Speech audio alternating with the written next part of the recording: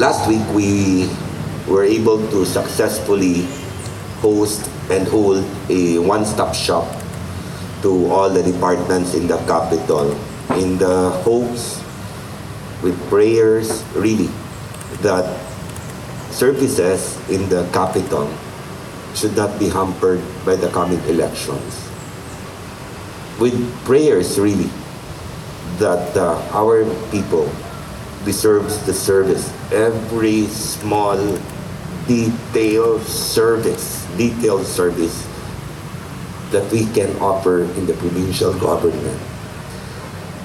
I was really hoping that before the start of the campaign, that every time I'll be in a stage and when I speak, talk to my people, that my conscience will be clear, and more, that every time I'll be confident enough to tell them that even with the mud-slinging, hopefully not with the coming elections, that we still continue serving our people.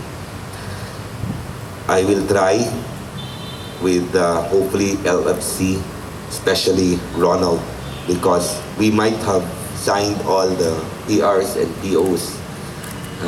Daran mangganit siguro atong gipirmahan, pero mag-agad magyapunta sa koleksyon ni Violon, because we could not afford to spend a whole year's budget in 2 quarters.